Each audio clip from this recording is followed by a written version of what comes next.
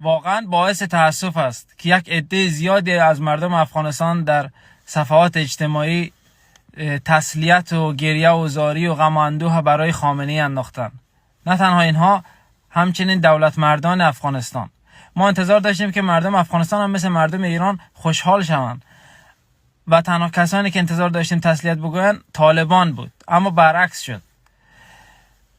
مردم عادی و دولت مردان گذشته ما شروع کردن به غم و اندوه و تسلیت گفتن.